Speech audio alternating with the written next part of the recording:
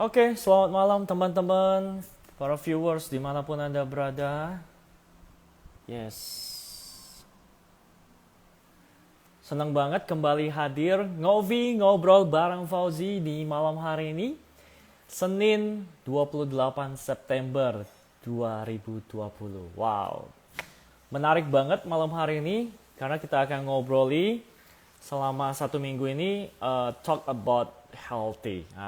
Ngomongi soal kesehatan. Dan pembuka awal minggu ini tentang topik kesehatan adalah bagaimana gaya hidup sehat. Bersama dengan narasumber kita pastinya sudah gak asing lagi buat teman-teman ya. Wah, narasumber kita udah gabung nih. Kita langsung undang saja kalau kayak itu. Sudah gak sabar.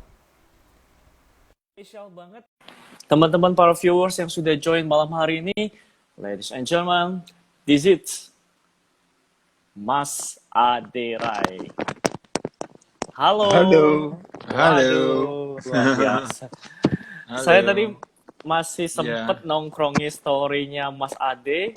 Kayaknya oh iya, masih masih eksis dulu nih di atas panggung atau udah halo? ya begitulah kira-kira.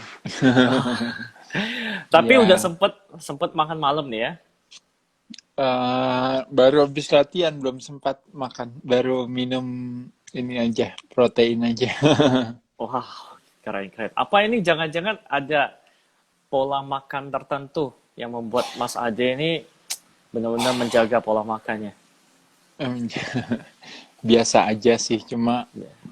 saya atur makan saya aja sesuai dengan kebutuhan saya. Jadi kalau kita makanan itu, makanya kenapa orang bilang ada 4 elemen yang kita perhatikan. Ada yang dikenal yang namanya what, yang kedua adalah how, yang ketiga adalah namanya when, dan yang keempat itu adalah namanya how much. Nah, kalau how much itu hubungannya dengan kalori sesuai kebutuhan kita.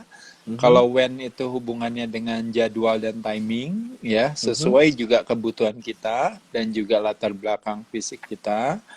Lalu kalau how itu lebih kepada penyajian, ya, bagaimana penyajian makanan itu bisa nanti mempengaruhi jumlah juga, dan yang paling utama itu adalah what itu lebih kepada sumber dan jenis yang kita pilih gitu. Jadi 4 elemen Wow. daripada makanan itulah yang sebenarnya yang kita jadikan sebagai sebuah pertimbangan, tapi khusus untuk 2 elemen yang paling penting yaitu adalah pemilihan jenis dan kapan kita makan, itu yang paling penting sebenarnya.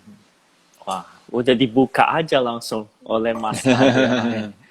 Keren banget. Ini udah awal-awal udah ngomongin 4 elemen, what, how, when, and how much. Nah, kalau udah ngomongin Iya, how betul. much, ini cewek-cewek udah pada ngitung-ngitung nih, kira-kira how much, berapa banyak yang harus dimakan setiap harinya.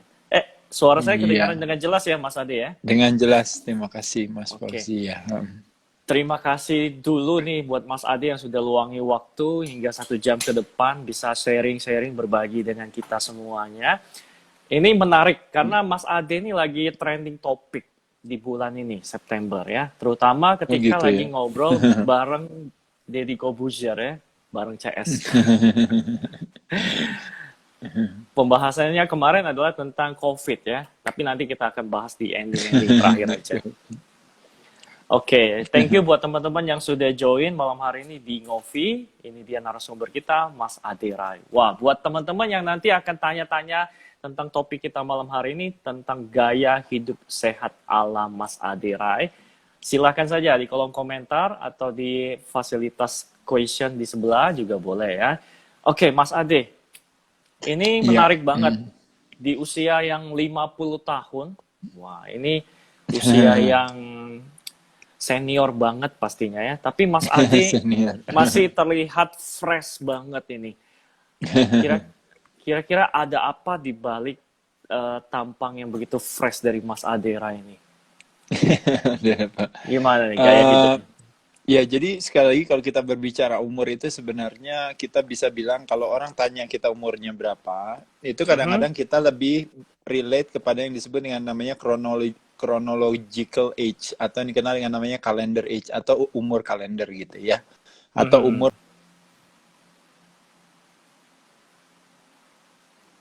Ya, halo. Oke, teman-teman, gimana? Gambar dari Mas Aderai, apakah sempat terputus? Boleh, ya, mhm.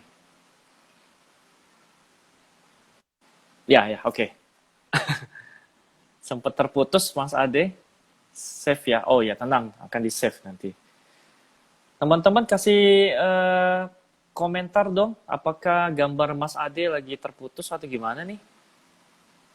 Jelas? Terputus. Oke, mungkin jaringan dari Mas Ade saat ini kurang maksimal ya. Oke, tak apa-apa, kita masih akan nantikan dan tunggu kebersamaan dari Mas Ade yang akan pastinya selalu berusaha untuk join malam hari ini. Oke, jadi buat teman-teman silakan saja sambil prepare ya, terputus lagi. It's okay, no problem. Ya, kita tunggu masih bersamanya. Gimana nih Mas Ade? Kedengaran suaranya? Oke, saya akan coba untuk invite kembali ya Mas Ade ya. Oke, sambil menantikan sambungan masuk kembali dari Mas Ade. Oke, saya akan kirim kembali dan kita lihat apa jaringannya sudah baik. Oke, akhirnya. Ya, Good. maaf ya, Nggak menghilang apa-apa. ya sejenak ya.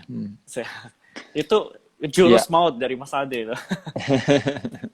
iya, jadi kalau Hmm, kita bicara umur usia itu ada terbagi atas tiga, kalau teman-teman tahu. Satu yang disebut hmm, namanya usia kronologis, yang kedua mhm. yang disebut dengan namanya usia biologis, dan yang ketiga disebut dengan namanya usia psikologis. Ya. Wah, Jadi oke. kalau usia kronologis itu usia kalender, jadi semakin hari kita pasti akan semakin tua. Jadi Hmm, teman-teman nanti jangan kaget kalau begitu acara ini selesai kita akan lebih tua 1 jam dari sebelumnya ya.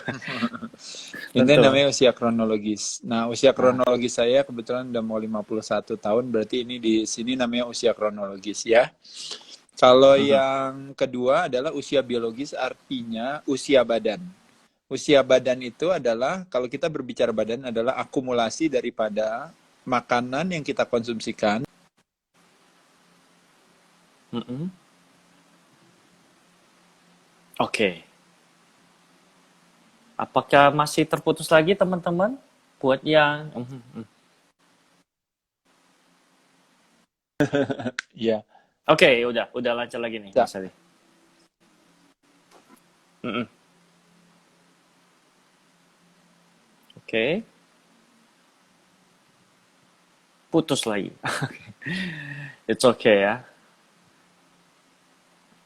Apakah cuaca di area Mas Ade lagi kondisinya hujan mungkin atau seperti apa? Putus-putus om. Iya, sabar ya. Nailas 26. Thank you. Oke, putus lagi. Kayak lagu aja ya, putus nyambung. Oke, selamat datang buat teman-teman, para viewers Ngovi dimanapun Anda berada, termasuk para followers dari followers setia dari Mas Aderai. Oke, it's okay. Kita akan coba undang lagi Mas Aderai sambil menunggu. Ya. Hmm, kita coba ya.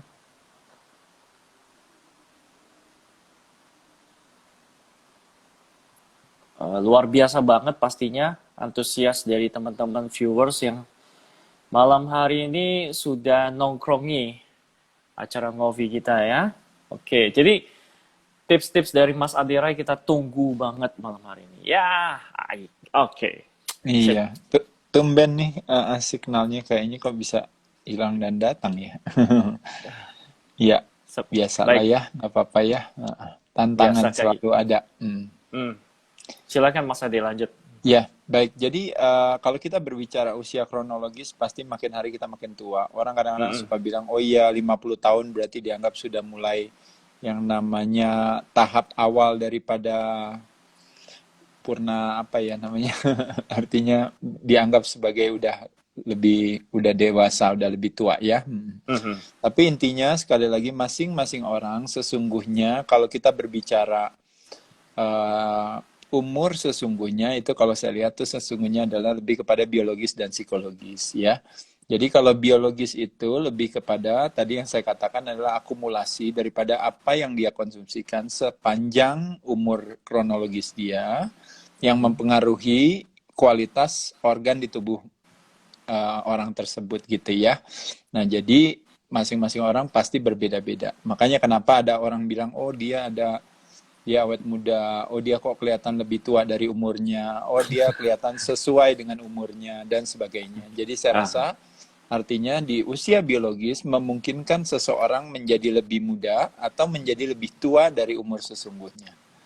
Lalu yang ketiga disebut dengan namanya usia psikologis, itu lebih kepada kayak mungkin mental age. Mental age itu lebih kepada bagaimana mungkin set point in their brains gitu ya. Kayak misalnya cara pandang dia melihat dunia, melihat event, melihat kegiatan, melihat hidupnya dia, dan sebagainya. Ketika memang opsi cara pandangnya lebih banyak menguatkan hati, dianya lebih take it easy, mungkin lebih dekat dengan pertemanan hati, otomatis usia psikologisnya jadi lebih muda. Kebalikannya kalau dia sibuk dengan perlawanan hati ya terus-menerus ya, otomatis pasti akan juga berpengaruh ke usia biologisnya dia juga. Yaitu adalah karena ketika kalau kita berbicara secara mental, pikiran kita begitu banyak didominasi oleh yang namanya, kalau bisa dikatakan, kalau sistem syaraf itu dikenal dengan namanya sympathetic nervous system atau SNS, maka otomatis biasanya badannya juga akan jadi lebih berat gitu. Nah, jadi yang mau saya sampaikan sama teman-teman sekalian, nomor satu adalah lebih kepada, kalau saya ditanya misalnya usia biologisnya, harapannya lebih tua atau lebih muda, mudah-mudahan saya harapannya Lebih muda. biologisnya lebih muda. Begitupun juga secara psikologis saya berusaha untuk memilih opsi cara pandang yang lebih menguatkan hati. Tentu otomatis saya juga berharap lebih muda, karena kalau kronologis saya tidak bisa menjadi lebih muda dari sebelumnya. Tapi kalau biologis dan psikologis memberikan penguatan hati bahwa itu siapapun juga, termasuk Mas Fauzi juga, teman-teman sekalian semua bisa lebih muda. Nah, tapi kalau saya berbicara teknis, teman-teman sekalian, kalau membayangkan tubuh kita itu ada 5 pemegang saham, jadi ada air atau cairan dalam hal ini yaitu termasuk juga darah ya di situ, adalah salah satu mayoritas pemegang saham terbesar di tubuh kita yang memang harus dijaga keseimbangannya. Yang kedua adalah organ di dalam tubuh kita, dalam hal ini mungkin ya termasuk semua macam-macam jantung, paru-paru, sel di dalam tubuh kita yang lain-lainnya, itu yang harus dijaga kelestarian kesehatannya. Lalu yang ketiga adalah tulang, ya menjadi rangka kita. Yang keempat yaitu adalah otot rangka. Nah, otot yang dikencangkan, maka yang terangsang kekuatannya tulang. Nah, dengan harapan apa kalau otot dikencangkan atau otot dijaga terus kelestariannya, maka tulangnya akan kuat? Adalah kita bisa melihat di sini tujuannya tuh adalah sebagai berikut. Dari 5 pemegang saham, kita berharap yang terakhir itu lemaknya bisa turun. Nah, yang terjadi hari ini kenapa lemaknya bisa naik, kebanyakan orang adalah karena ototnya turun. Nah, kebanyakan orang umur 30 tahun ke atas, biasanya kadar ototnya itu menurun, itu udah karena memang kecenderungan tendensi, karena kebanyakan dari kita memang tidak melatihnya, dan memang juga termakan usia juga ya, makanya kenapa ototnya jadi menurun. Ketika terjadi yang namanya under muscle, maka otomatis tulang akhirnya menjadi lebih lemah. Kalau tulang menjadi lebih lemah, akhirnya yang terjadi adalah gerak menjadi lebih sedikit. Kalau gerak lebih sedikit, metabolisme menjadi lebih lambat, otomatis kadar lemak menjadi lebih meningkat. Nah, yang mau saya sampaikan daripada informasi ini adalah sesuatu yang sederhana, yaitu adalah bahwa kebanyakan orang usia tua selalu diasosiasikan sebagai tulang yang lemah. Nah, tulang yang lemah sesungguhnya dia tidak bisa lemah sendiri. Tulang yang lemah hanya akan terjadi kalau ototnya kita berkurang. Makanya kenapa disebut dengan namanya under muscle atau yang dikenal dengan sarkopenia. Nah, jadi ototnya berkurang, akhirnya kenanya ke tulang. Tulang akhirnya kenanya ke gerak, akhirnya kenanya ke lemak. Dan ketika lemak kita tinggi, akhirnya terjadi berbagai potensi yang dikenal dengan yang namanya chronic degenerative. Nah, kronik degeneratif itu atau yang teman-teman bisa paham, yaitu adalah mayoritas daripada berbagai kesakitan atau penyakit yang disebabkan oleh karena ulah perilaku kita. Nah, salah satu yang paling populer daripada penyakit itu yang dikenal dengan namanya resistensi insulin, yaitu adalah disebabkan karena konsumsi Gula. karbohidrat yang berlebihan, ya, yang dipecah oleh tubuh menjadi gula, tapi karena kebanyakan makan gula, kebanyakan makan karbohidrat, kebanyakan makan tepung dan turunannya, kebanyakan makan nasi, kebanyakan makan kentang, kebanyakan makan kue-kuean, snack, muffin, apalagi termasuk kerupuk dan keripik. Bukan berarti nggak Itu. boleh, ya, bukan berarti nggak boleh, tapi maksudnya kita kebanyakan kecenderungan makan itu, otomatis pankreas kita harus merilis yang namanya hormon itu makin hari makin banyak yang dikenal dengan namanya storage hormone, yaitu adalah hormon insulin. Nah, tapi karena kebanyakan insulin akhirnya sel tidak sensitif lagi, sehingga akhirnya selnya menolak si insulin itu untuk masuk ke dalamnya.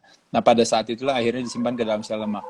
Nah, jadi yang mau saya sampaikan teman-teman sekalian, ketika hal itu terjadi, makalah terjadi yang disebut dengan namanya metabolic syndrome, atau yang dikenal dengan berbagai penyakit-penyakit yang berhubungan dengan jantung dan pembuluh darah. 4 penyakit yang paling populer kalau teman-teman tahu, yaitu adalah 1 diabetes, 2 adalah serangan jantung, 3 adalah stroke, dan yang keempat adalah hypertension atau tekanan darah tinggi.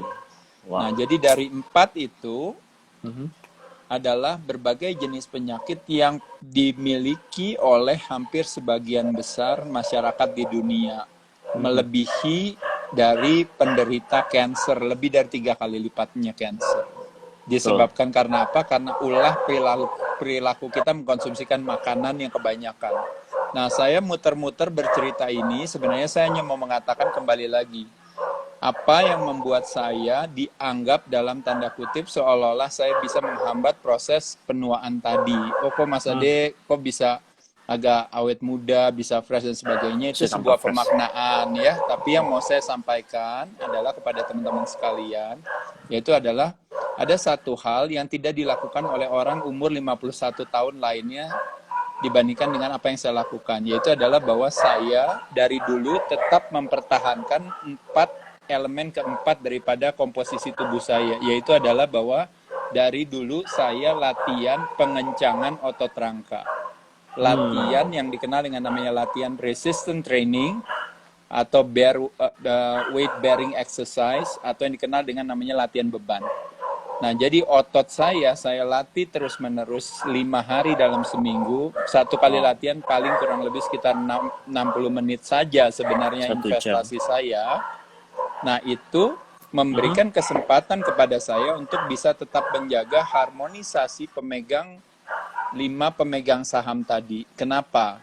Karena kalau otot saya tetap terus tinggi, maka tulang saya akan terus terjaga.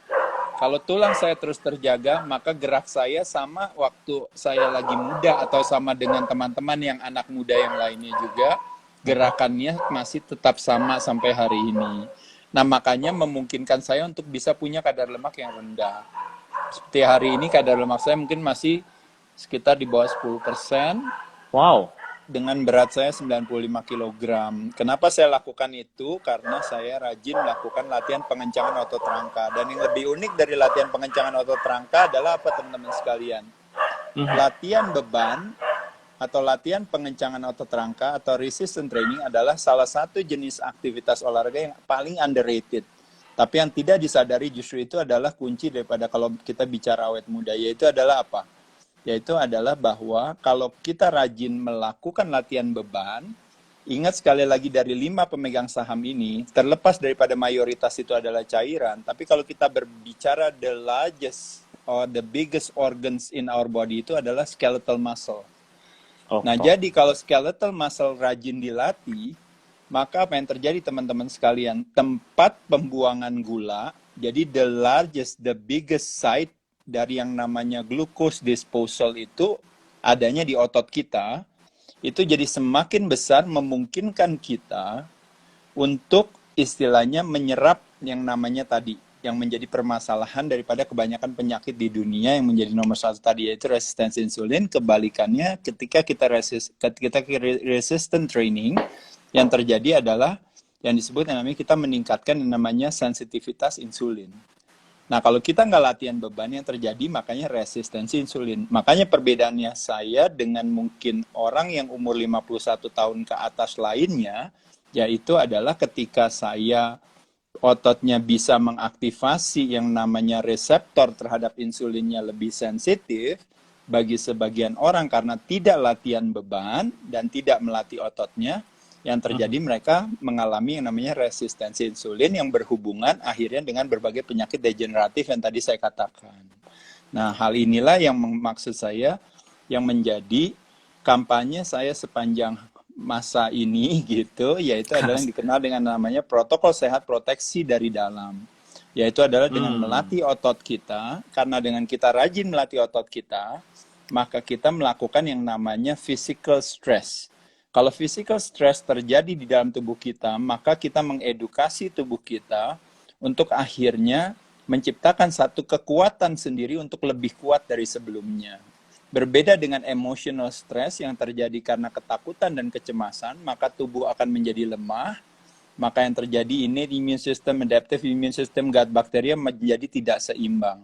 Kebalikannya ketika physical stress yang kita berikan kepada badan kita, pada saat itulah badan akan menciptakan satu daya tahan tubuh yang lebih kuat lagi. Makanya kenapa dikenal dengan yang namanya kita menciptakan cytokine juga. Tapi family-nya dari cytokine dalam hal ini yaitu myokine, yang berhubungan dengan interleukin 6, yang berhubungan dengan production of white blood cell, berhubungan dengan kemampuan tubuh menciptakan daya tahan yang lebih baik lagi.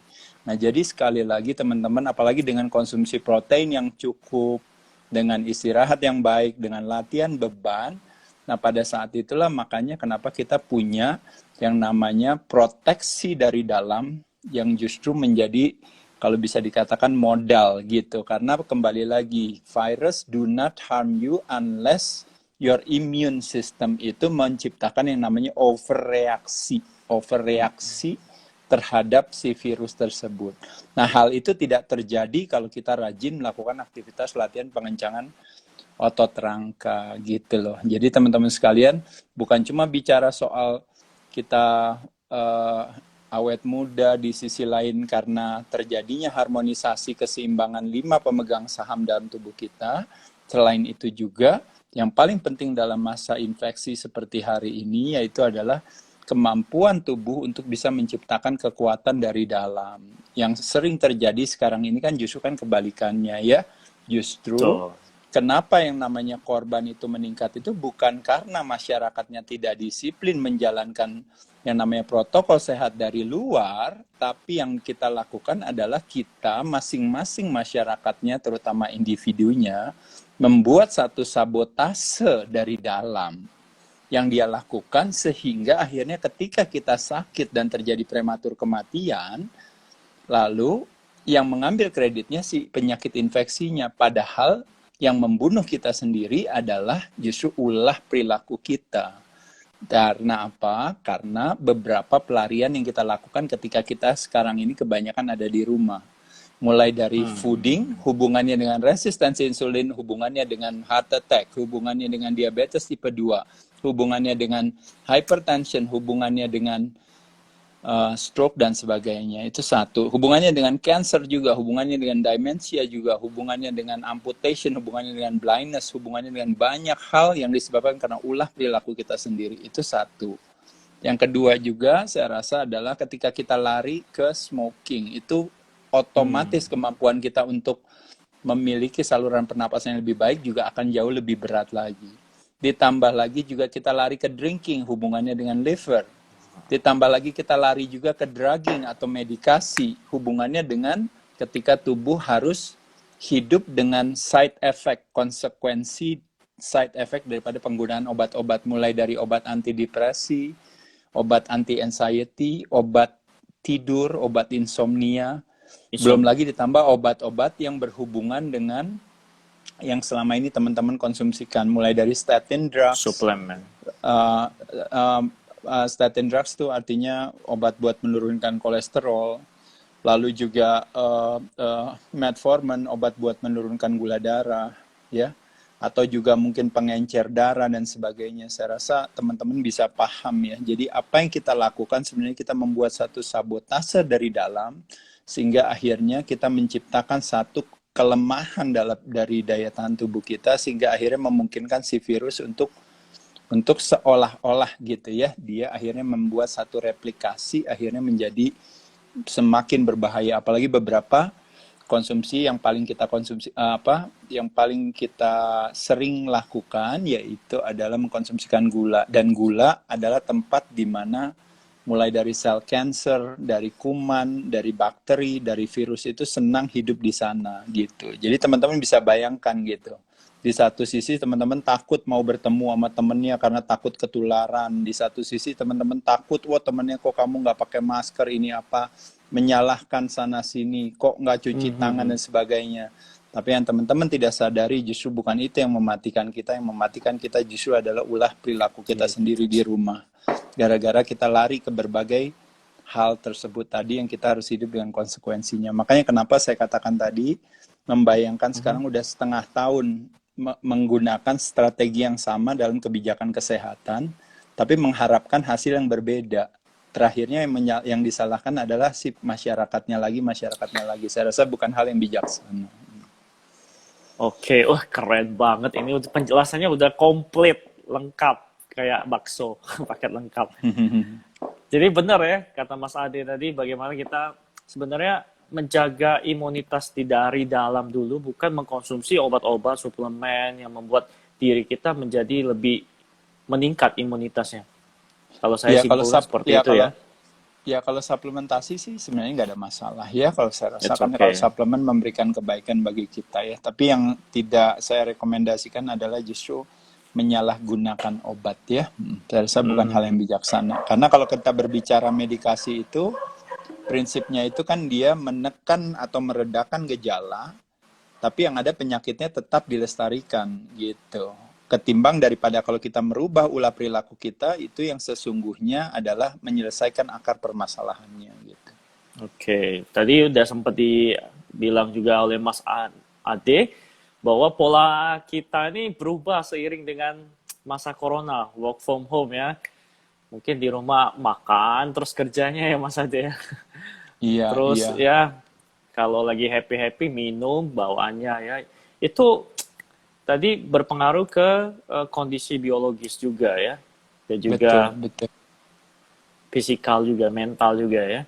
Iya, belum Eh, ditambah tentunya yang paling parah dari semua saya rasa yaitu tadi ya, ketika kita salah paham dalam memaknai sebuah keadaan. Apalagi dengan adanya, kalau kita bisa bilang yang namanya bombardir atau mobilisasi yang namanya ketakutan dan kecemasan gitu ya. Bukan salah medianya, tapi medianya tentu akan menyenangkan ketika memberitakan sesuatu yang sifatnya konflik dan versus ya. Jadi dalam arti memang sebuah kualitas berita akan bernilai tinggi ketika ada sebuah konflik di sana gitu. Cuma yang menjadi tantangan adalah ketika pemirsanya yang melihat dan salah paham, akhirnya menjadikan ini sebagai sebuah materi, bukannya sebagai materi kewaspadaan atau materi informasi atau materi edukasi, tapi yang terjadi adalah lebih kepada menjadi satu materi kecemasan atau ketakutan yang akhirnya membuat shutdown immune systemnya, sehingga memungkinkan si patogen dalam hal ini yaitu si oportunis,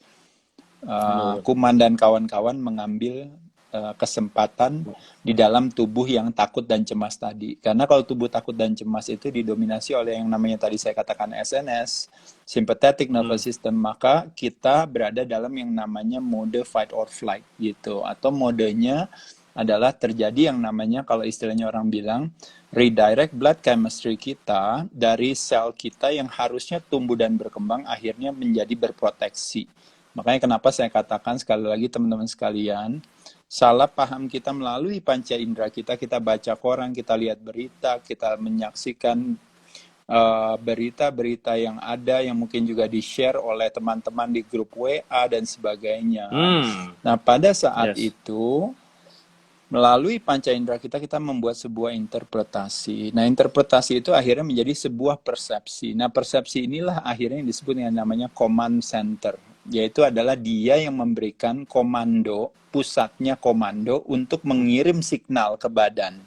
Nah, ketika mengirim signal ke badan, yang dikirim signalnya adalah signal berupa ketakutan dan kecemasan. Makanya kenapa badan pada saat itulah akhirnya akan meredirect yang namanya, karena kita memakai culture mediumnya adalah darah kita, makanya kenapa orang bilang darahnya kental, suplai oksigen dalam darahnya rendah. Nah, Kurang. pada saat itulah akhirnya memberikan kesempatan kepada si oportunis. Kenapa disebut oportunis? Karena kalau kita berbicara toxicity atau tingkat keracunan yang terjadi disebabkan oleh banyak hal. Bisa karena satu, heavy metal, bisa dua karena polutan, tiga bisa karena energetic, empat bisa karena proses fooding sendiri, 5 bisa karena mental toxic, dan yang terakhir yang disebut dengan yang namanya karena kuman, karena virus, karena bakteri, itu disebut yang namanya opportunist. Nah, jadi teman-teman sekalian, kembali lagi adalah yang harus kita lakukan adalah pay attention terhadap ulah perilaku kita. Nah, kalau ulah perilaku kita hari ini, justru yang namanya kepatuhan itu harusnya fondasinya pemahaman. Tapi uniknya hari ini, kepatuhan itu justru fondasinya adalah yang namanya ancaman atau ketakutan. Ya, belum lagi ditambah dengan hukuman, denda, dan sebagainya. Pada saat itulah badan kita terlalu cerdas untuk dibohongi. Kita mau sehat, tapi dengan iming-iming takut akan sakit, dengan iming-iming takut akan ancaman, denda, hukuman, dan sebagainya, maka badan tidak akan bisa punya pertemanan hati. Yang terjadi adalah perlawanan hati. Makanya badan akan menciptakan darah yang lebih kental. Badan akan menciptakan suplai oksigen yang lebih sedikit. Badan akan menciptakan berbagai hal-hal lain yang sifatnya racun. Dalam hal ini kalau kita berbicara stres, berhubungan dengan kortisol, berhubungan dengan adrenalin, berhubungan dengan neoadrenalin, berhubungan dengan berbagai hal yang berhubungan dengan atau yang mengarahkan kita pada sebuah kesakitan, bukan mengarahkan kita pada sebuah kekuatan gitu. Oke, sebenarnya berapa persentase sih pengaruh dari pola makan dengan pola apa nih? Pola pikir gitu Pola maksudnya. pikir ya, pola pikir. Ya, saya rasa semuanya sangat berpengaruh ya. Karena kalau kita berbicara pola makan, kita akan membuat satu sabotase dari badan. Kalau kita berbicara pola pikir, kita akan membuat satu sabotase dari command center. Nah, command center itu hubungannya nanti membuat mode sel di dalam tubuh kita. Makanya kenapa kalau orang bilang sel di dalam tubuh kita jumlahnya ada 6 triliun sel. 60 triliun terdiri daripada bakteri, 380 triliun terdiri daripada virus, gitu. Jadi kalau teman-teman tahu di dalam tubuh kita ada virus ada 380 triliun. Bukan cuma 380 saja, bukan cuma 380 ribu, bukan cuma 380 juta, bukan cuma 380 miliar, tapi 380 triliun virus. Jadi ketika kita dites, makanya pakai PCR dan kawan-kawan, kalau seandainya ada virus, bukankah sesuatu hal yang normal, biasa saja gitu ya. Makanya kenapa kita nggak ngerasa kenapa-napa, tapi dianggap positif dan sebagainya. Makanya disebut dengan yang disebut dengan namanya false positive atau false negative. Karena memang pada dasarnya juga Karen Mullis, penemu daripada PCR juga sebenarnya tidak approve dengan pendekatan tersebut. Tapi apapun juga, saya rasa teman-teman sekalian, kembali lagi adalah sehat itu ada di tangan ulah perilaku kita. Ya, jadi kadang-kadang menyenangkan ketika orang membuat satu indikator-indikator sendiri, seolah-olah dijadikan indikator itu sebagai bahwa itu adalah lampu merah. Membayangkan kayak indikatornya kita pakai adalah nilai sekolah. Jadi kalau kamu nilainya matematika, berarti hidup kamu nggak akan pernah bisa kaya, nggak akan pernah bisa sejahtera. Kenapa? Karena nilai matematika kamu merah. Kalau seandainya kamu bukan lulusan sarjana daripada universitas negeri sebagai indikator ya, berarti kamu tidak akan pernah bisa sukses sebagai seorang pengusaha, nggak akan pernah bisa sukses. Kamu tidak akan bisa sukses menjadi seorang arsitek yang terkenal kalau seandainya kamu bukan lulusan daripada arsitek dari Universitas Parahyangan misalnya. Jadi bisa bayangkan ketika kita punya kuasa, kita bisa menentukan indikator-indikator itu, tapi pada kenyataannya indikator-indikator itu adalah sesungguhnya adalah bukanlah indikator yang sesungguhnya atau parameter yang sesungguhnya. Jadi sekali lagi teman-teman sekalian, Kalau kita menggunakan indikator-indikator seperti hari ini dengan indikator keterjangkitan, sebenarnya kembali lagi itu ada istilah yang mengatakan, makanya hati-hati dengan terperangkap dalam sebuah metode tapi lupa memahami esensinya. Jadi yang terjadi hari ini di masyarakat Indonesia adalah kita sibuk istilahnya memenangkan pertempuran tapi kalah dalam perperangan. Maksudnya apa? Memenangkan pertempuran akan ketidakterjangkitan, dalam hal ini terhadap sebuah penyakit infeksi, tapi akhirnya kita harus kalah perang gara-gara penyakit-penyakit yang lain. Mati kita gara-gara diabetes, gara-gara stroke, gara-gara hipertensi ya, gara-gara serangan jantung gitu ya. Jadi saya rasa bukan hal yang bijaksana. Jadi esensinya adalah sehat ya. Indikator-indikator tersebut lebih kepada sebuah metode saja ya. Saya rasa kita mesti lebih bijaksana saja. Oke, ini ada yang tanya. Kita langsung tanya jawab aja ya Mas Ade, karena waktunya singkat banget. Mas Ade sebenarnya kalau dari sosok Mas Ade sendiri, udah berapa sering sih donor darah? Donor darah. Ya biasa aja sih sebenarnya. Ya saya kalau donor darah ya kadang-kadang lebih kepada pertimbangan kayak kebaikan kita kepada sesama aja ya. Jadi saya rasa kebetulan memang saya salah satunya tuh Hotel Sofitel ya sama Accor di Bali. Membantu mereka mempromosikan kegiatan membantu sesama dengan donor darah gitu ya, bekerja sama dengan PMI Bali. Jadi saya setiap 3 bulan, kadang-kadang 6 bulan tuh suka melakukan donor darah bersama-sama gitu. Baik, ini ada followers dari Papua nih, Mas Ade. Oh Wow. iya. Mau nanya program olahraga apa sih yang sebenarnya yang paling baik untuk orang penyakit ginjal? Apakah boleh melakukan aktivitas kardio atau melakukan aktivitas yang lain?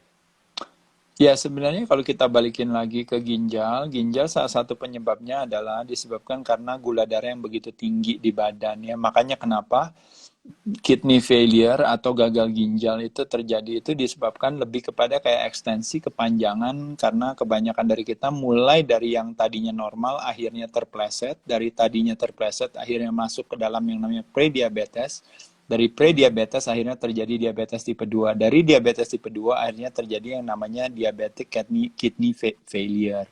Nah, makanya jadi akhirnya kena ke sana. Kalau kita berbicara olahraga yang tepat ya sebenarnya semua olahraga yang baik ya pasti akan tepat adanya. Cuma kembali lagi kalau diabetes tipe 2 adalah sesuatu yang reversible, yang bisa dirubah dengan cara ulah perilaku kita dengan mengurangi konsumsi gula. Tapi kalau seandainya udah kidney failure, itu nggak bisa reversible. Makanya kenapa akhirnya harus ada transplantasi kidney atau hemodialisa ya atau cuci darah ya. Dan saya rasa itu sebenarnya udah telat gitu. Tapi kalau sekedar hanya cuma ada sakit sedikit dan sebagainya, mungkin teman-teman nanti bisa konsultasi lah ya, karena kembali lagi kalau saya rasa saya tidak dalam kapasitas memberikan yang namanya advice medis karena pemahaman saya tentang kesakitan itu sangat rendah. Tapi kalau pemahaman saya tentang kesehatan mungkin cukup baik. Oke, ini pertanyaan langsung ke Mas Ade nih ya. Tentang apa? Profesi zaman dulu. Mas mau tanya progres paling baik untuk membentuk dada apa ya tanpa alat? Ya. Oh iya, kalau latihan dada ya saya rasa ada gerakannya yang namanya compound movement, melibatkan lebih dari satu persendian, lebih dari satu otot. Ada yang disebut namanya isolation movement, istilahnya melibatkan hanya satu persendian dan hanya satu otot. Nah, kalau otot dada yang dikenal dengan namanya push up gitu, atau yang dikenal dengan namanya chest press, atau dikenal dengan menggunakan bangku, misalnya disebut dengan namanya bench press. Itu adalah disebut dengan compound, artinya lebih dari satu persendian yang terlibat karena di situ melibatkan bukan hanya sendi bahu tapi juga sendi siku, juga sendi pergelangan tangan. Nah, otot dada bisa dilatih misalnya dengan push up atau dengan chest press tadi, melibatkan lebih dari satu otot yang terlibat. primary muscle-nya yaitu otot dada, tapi secondary muscle-nya yaitu ada otot bahu dan otot triceps. Nah, jadi latihan itu saya rasa bagus sekali, bisa dikonsumsikan, bisa dilakukan gitu. Dilakukan. Oke, itu menyimpang dikit ya dari gaya hidup sehat ya, Mas. Ini Iya, itu nggak pertanyaan apa-apa. menarik nih. Mas, benar nggak kalau makan nasi panas bisa menyebabkan kita banyak penyakit? Nasi panas. Mitos kayaknya.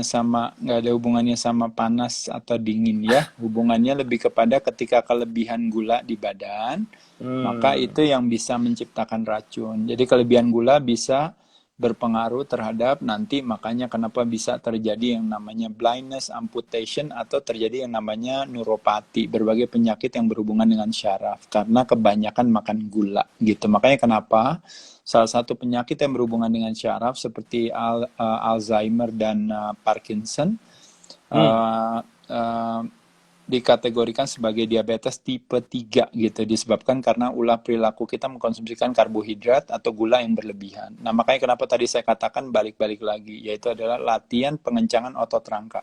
Latihan beban atau resistance training adalah aktivitas olahraga yang membakar gula paling efektif dalam waktu yang paling singkat dengan bakar gula yang paling banyak. Nah, jadi is the biggest atau the largest site of glucose disposal. Nah, jadi teman-teman sekalian, kita itu kebanyakan kekurangan otot, jadi under muscle. Makanya kenapa ototnya harus banyak, sehingga memungkinkan kita untuk mengkonsumsikan gula lebih banyak. Paham ya teman-teman? Kurang lebih itu. Oke, jadi tidak ada hubungannya ya. Apa dengan kardio selain melatih jantung termasuk juga melatih otot rangka kaki, Mas Ade? Yang utama otot jantung tetap sendiri, karena makanya disebut dengan cardiac muscle, ya, melatih kekuatan otot jantung, cardio exercise. Kalau melatih otot rangka, berarti mesti lakukan resistance training. Jadi kalau mau melatih otot kaki misalnya, ya mesti squats, leg press, lunges, ya, berbagai aktivitas, gerakan-gerakan latihan melatih otot kaki, ya. Jadi kalau jantung ya sendiri lagi gitu. Beda udah ya, bagiannya atas sama bawah udah terlihat jelas bedanya ya, Mas. Ya, lebih kepada dua folder yang berbeda. Satu ngelatih otot jantung, Hmm. satu ngelatih otot rangka, gitu aja sih. Oke, lanjut lagi. Wah, ini banyak banget follower Mas Ade yang penasaran terus nih tiap hari kayaknya nih. Pola makan sehat, olahraga apa aja sih? Apakah termasuk goes yang lagi trending saat ini itu udah bisa melatih gaya hidup sehat saat ini? Sambil makan Ya, banyak kalau mungkin ya. Ya, kalau goes itu cardiovascular exercise. Jadi cardio exercise terbagi atas bisa dilakukan di luar ruangan tadi ya, bisa goes, bisa berenang, bisa jogging, jalan Jogging. kaki ya. Olahraga permainan juga misalnya main volley, basket, futsal, bulu tangkis ya itu bisa dilakukan di luar ruangan. Di dalam ruangan dengan menggunakan yaitu adalah alat bantu seperti treadmill, cross trainer, sepeda statis ya dan lain-lain ya, rowing apa segala ya. Lalu yang ketiga adalah cardiovascular yang terorganisir, biasanya grup-grup exercise ya, yaitu dikenal dengan ada yang high impact, ada yang low impact. Impact dalam hal ini yaitu persendiannya gitu ya, jadi impact di persendian. Jadi bisa kadang-kadang mungkin kalau teman-teman dikombinasikan kardionya dengan grup exercise-nya dengan tari, jadi salsa, jadi zumba, Hmm. dikombinasikan dengan latihan beban jadi body pump, dikombinasikan dengan bela diri jadi body combat atau misalnya mungkin Taibo dan sebagainya gitu ya. Jadi itu adalah beberapa jenis aktivitas cardio exercise ya, jadi melatih kekuatan otot jantung gitu ya. Nah, sedangkan kalau melatih kekuatan otot rangka yaitu melakukan aktivitas latihan beban. Bisa dengan menggunakan tubuh sendiri, bisa menggunakan alat bantu seperti misalnya dumbbell, barbell, cable, mesin, atau mungkin aksesoris-aksesoris yang lainnya, silakan saja. Oke, semoga terjawab ya. Oke, ini ada pertanyaan. Saya nih kalistenik tiap hari. Apakah bahaya? Boleh aja, nggak ada masalah. Saya rasa bagus-bagus aja. Tujuannya adalah menggunakan tubuh sendiri untuk melatih kekuatan otot rangkanya, baik. Kayak tadi juga saya goes, boleh nggak? Boleh aja, nggak ada masalah untuk melatih kekuatan otot jantungnya. Kombinasi antara goes dan dan aktivitas latihan beban adalah satu hal yang terbaik. Jadi lakukan aktivitas latihan bebannya dulu, baru ditutup dengan cardiovascular exercise. Oke, tips yang menarik ini dari Mas Ade ya. Oke, lanjut. Ini Om Ade saya mau nanya, kebutuhan protein yang untuk nge-gym kan dikali 2 dari berat badan. Tapi saya masih belum sanggup untuk mencukupinya karena saya lagi cutting. Jadi gimana Om? Ada solusi nggak? Nggak ada hubungannya sebenarnya. Kalau cutting justru malah proteinnya justru harus makin lebih tinggi. Yang dikurangin kan justru karbohidrat, bukan protein ya. Jadi protein sendiri sebenarnya memang kalau idealnya memang dikalikan 2. Tapi kalau per kilogram itu saya rasa mungkin yang normal di kisaran 1,5 sampai 1,7 atau 1,8 itu udah bagus. Apalagi dikalikan 2 ya lebih bagus lagi. Tapi kalau tadi nggak bisa dikalikan 2, dikalikan 1,5 aja. Yang menjadi tantangan adalah kalau berbicara suggestion atau recommended daily allowance gitu ya, yang berdasarkan apakah FDA di Amerika, apakah mungkin Depkes di Indonesia, kadang-kadang ada kecenderungan kekurangan protein, terutama protein kita kekurangan ya. Nah justru usia semakin meningkat, umur 30 tahun ke atas, kita semakin lebih less sensitif terhadap protein, makanya kenapa proteinnya harus lebih tinggi gitu ya. Kalau anak muda Oke, proteinnya lebih rendah nggak apa-apa. Tapi kalau udah semakin tua, udah 30 tahun ke atas, apalagi 30 kayak ke saya atas. 50 tahun ke atas, justru kebutuhan proteinnya harus semakin lebih tinggi gitu. Karena kita berharap tetap mempertahankan otot supaya tidak terjadi yang namanya osteoartritis, osteoporosis, dan sebagainya. Karena kita tidak mau terjadi yang namanya under muscle atau sarkopenia tersebut. Oke, lanjut pertanyaan berikutnya. Benar gak kopi dapat meningkatkan imunitas tubuh, Mas Ade? Terus waktu terbaik untuk mengkonsumsi kopi itu kapan? Pukul berapa? Ya, kadang-kadang Gimana kita Mas suka Ade? berpikir bahwa imunitas tubuh itu bisa ditingkatkan dengan cara saya membeli sesuatu ya atau memakan sesuatu. Jawabannya adalah kombinasi daripada berbagai Pola perilaku pikir. ya. Kombinasi berbagai perilaku bisa tadi betul misalnya pola pikir, bisa pola gerak, juga bisa pola makan gitu ya. Termasuk mengkonsumsikan makanan-makanan yang alami juga gitu ya tadi. Tapi kalau misalnya minumnya kopi 3 in 1 ya mungkin ya udah pasti nggak meningkatkan imunitas, Iya, itu iya. cuma enak aja. Enak Iya gitu sesaat ya. ya. Iya. Malah meningkatkan gula ya di dalam tubuh. Betul, nanti malah jadi menurunkan imunitas. Tapi kalau kopinya sendiri, biji kopi dan sebagainya, saya rasa kebermanfaatan kopi banyak sekali lah ya. Saya rasa kenapa tidak. Oke. Saya kalau pernah cedera otot saat pull up gimana ya? Apa tidak bisa olahraga berat lagi, Mas Adi? Ya, saya rasa memang kembali lagi kalau kita berbicara cedera, itu tentunya tergantung daripada berapa porsi cederanya. Kalau cederanya memang terlalu berat, Berat. otomatis sebaiknya harus konsultasi sama ahlinya. Tapi kalau cederanya tidak terlalu berat, ya saya rasa bisa melakukan apa yang dikenal dengan namanya RICE atau dikenal namanya RICE. Jadi RICE itu stands for apa? Yang satu adalah yang disebut R artinya rest, istirahat, ya. IC itu adalah ice atau S atau kompres dingin gitu. Dan E adalah yang terakhir yaitu adalah elevasi, yaitu adalah kita angkat bagian daripada otot yang sakit tadi. Kalau kita tidur atau kita lagi santai itu harus lebih tinggi daripada otot jantung letak jantung kita atau badan kita, supaya tujuannya kalau seandainya kita tidur kadang-kadang darahnya kan kadang-kadang suka turun ke sana, misalnya yang sakit kakinya cedera. Nah, berarti kalau kita tidur, kalau bisa kakinya diangkat, elevasinya diangkat ke atas gitu. Kalau tangannya yang sakit berarti tangannya taruh di bantal sehingga tangannya lebih tinggi daripada badannya gitu ya. Jadi Oke. rise, ingat. Jadi R means Ya. rest, istirahat, IC means ice, dan E means elevasi. Itu saja yang mungkin yang sederhana yang bisa dilakukan ya. Jadi kompres dingin, tapi pada saat mau latihan baru kompres panas. Tapi untuk istirahat kompres dingin. Oke. The last question. Nih menarik nih. Kalau orang tua mau mulai resisten training, bagusnya mulai dari mana? intensitasnya seperti apa, Mas Ade? Mulai dari sekarang, kapan saja. Mulai dari sekarang. Iya, iya. Jadi jawabannya adalah justru semakin usia kita semakin tua, semakin Ah, kebutuhan terhadap resistant training itu semakin besar. Mulai dari mana? Mulai dari semampu kita. Kalau dumbbell cuma kuatnya 1 kilo, ya 1 kilo. Kuatnya cuma 5 kali, ya 5 kali. Kalau bisa push up-nya cuma di dinding, ya di dinding. Kalau nanti makin kuat, dia bisa ke kursi, makin kuat baru bisa ke lantai. Nggak ada masalah. Nggak kuat squat, akhirnya duduk, baru bangun berdiri lagi, duduk lagi di kursi, bangun lagi berdiri lagi, tidak ada masalah. Atau misalnya mau plank saja pelan, cuma kuatnya cuma 15 detik, tidak ada masalah. Lama-lama otot rangka akan terbiasa dan beradaptasi.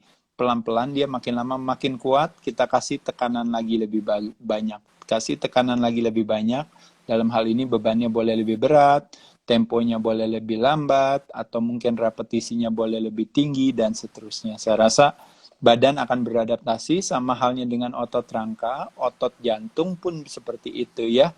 Dulu kuatnya mungkin jalan kaki 1 kilo udah ngos-ngosan. Akhirnya 1 kilo bisa ditempuh tanpa ngos-ngosan. Ternyata bisa lari 3 kilo. Taunya bisa lari 5 kilo dan seterusnya gitu ya.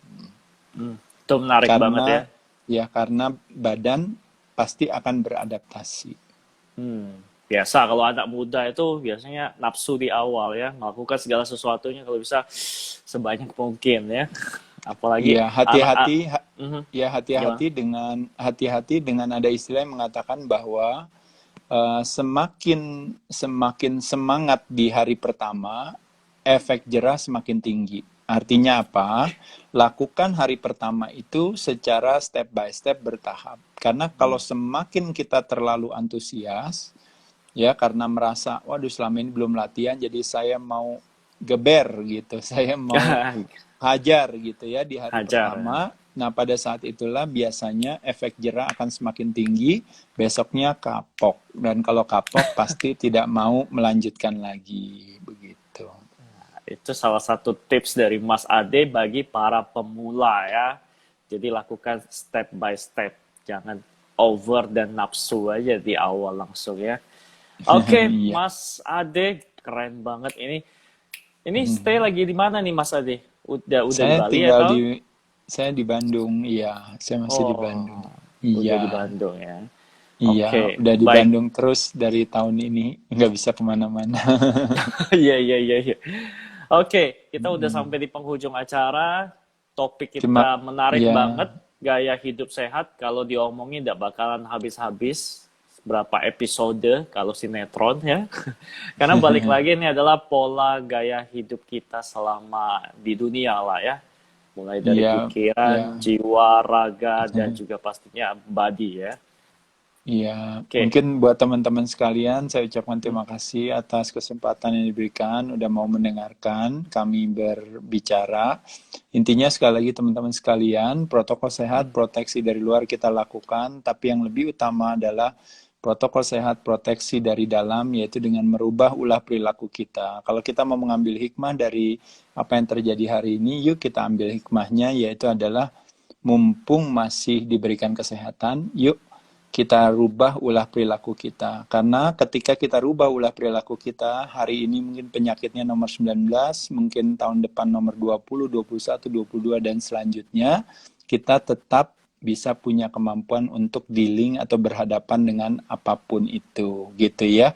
Tapi ketika kita hidup di dalam sebuah ketergantungan, gitu ya, akhirnya nanti kita harus hidup juga dengan konsekuensi dampak samping daripada pemakaian daripada solusi berbayar yang harus kita lakukan ya. Mesti pakai obat, mesti pakai ini, pakai itu ya. Jadi saya rasa jawaban terbaik daripada masalah kesehatan adalah dengan mengubah perilaku kita. Segala jenis perilaku ya, mulai dari perilaku Pasti. makan yang overload. Biasanya makan nasi itu sepiring gede ya Mas Ade ya, mulai dikurangi. Tapi Iya, ya, biasa Mas Ade konsumsi nasi sendiri itu setiap hari ada atau enggak sama sekali? Diganti dengan yang iya. lain? Jadi sebenarnya teman-teman jangan salah paham, bukannya tidak boleh makan nasi ya teman-teman ya. Bahkan Hmm, bukannya tidak boleh makan es krim gitu. Kita mau makan es krim, mau makan nasi, mau makan pizza, mau boleh. makan apapun juga boleh. Sama halnya boleh gak saya punya jam yang bagus, punya sepatu yang bagus, punya tas yang bagus, semuanya boleh selama kita punya kemampuan membelinya. Gitu aja sebenarnya. Jadi makanya saya katakan tadi kelaparan terbesar adalah kelaparan akan arti dan makna. Pemahaman adalah fondasi daripada kepatuhan. Nah jadi bukannya kita nggak boleh. Jadi sekali lagi pun juga sama.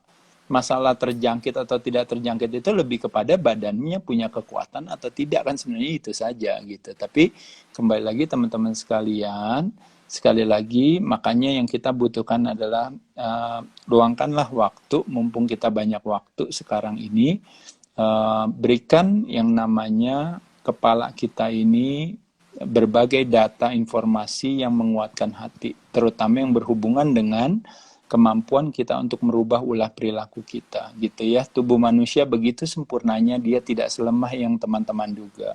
Dia bisa menciptakan obat bagi dirinya, tapi dia juga bisa Hmm. menciptakan racun bagi dirinya. Makanya kenapa hati-hati dengan stres dan kawan-kawan, bukan hal yang bijaksana. Ya, sehat adalah bersahabat dengan pertemanan hati, sakit adalah bersahabat dengan perlawanan hati. Jadi, orang yang paling bijaksana adalah biasanya orang yang umurnya paling panjang.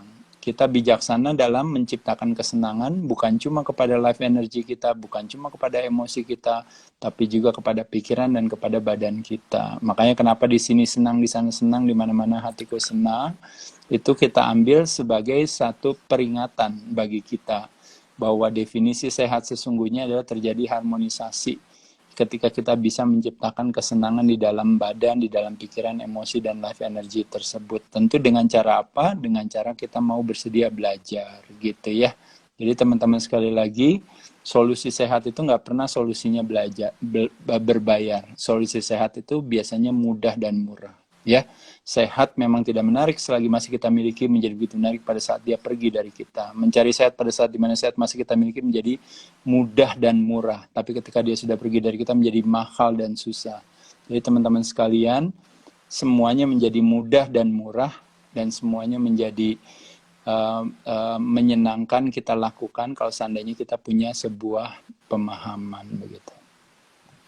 Keren abis. Kata-kata bijaknya keluar semua di closing statement hari ini. Luar biasa, Mas Aderai. Yang penting adalah bagaimana kita bisa mengolah ya pola pikir kita. Kalau memang tidak ada yang bisa luput dari stres atau beban pikiran seperti itu. Tapi bagaimana kita bijaksana mengolah sedemikian rupa, yang berlalu biarkanlah berlalu. Yang penting kita happy dengan keadaan saat ini ya. Betul ya Ya Mas Ade? belajar ikhlas dan sabarlah karena kita semua juga lagi susah sekarang teman-teman ya. Saya juga susah, Mas Fauzi juga susah, kita semua lagi berat, tapi selama kita masih punya kesehatan, kesehatan bukan yang utama, tapi tanpa kesehatan yang utama tidak bisa kita raih kan. Jadi Hmm, sehat memang bukan tujuan, tapi sehat adalah sebuah syarat. Jadi mumpung masih punya sehat, yuk kita jaga, dan ternyata menjaga sehat itu ternyata nggak susah kok teman-teman kalau kita memang bersedia untuk mau belajar menjaganya gitu. keren abis ini. Super, pokoknya banyak jempol Thank ya untuk you. Mas Ade ya. Kita Makasih foto ya. foto sebentar boleh Mas Ade? Ya, Saya siap ya. capture dulu jempol. Satu, dua, tiga. Ya, oke. Thank you banget buat Mas Ade Mas Rai yang Fauzi, luar terima kasih. biasa. Nanti mudah-mudahan ininya bisa direkam, nanti Ya, bisa dimasukkan nanti ke YouTube saya juga. Buat teman-teman yang nggak sempat nonton, bisa menyaksikan juga. oke, siap. Akan saya kirim Oke, secepatnya baik. kalau kayak itu. Ya, Thank you buat makasih Mas Mas. Ade. Thank you Sukses teman-teman. terus ya untuk karirnya, Ya, sama-sama. Ya, bisnisnya. Semoga cepat berlalu amin. masa-masa Ya, sulit ini amin. sehingga kita bisa bahagia bareng lagi ya dengan kesenangan-kesenangan kita supaya kita tetap happy lah buat awet muda. Awet Itu yang muda. terpenting. Ya, thank you Oke, thank teman-teman you Mas. sekalian. Semoga sukses dan sehat selalu. Terima kasih buat teman-teman yang sudah join juga malam hari ini. Wah, keren. Saya juga deh. Thank you, Mas. Bye-bye.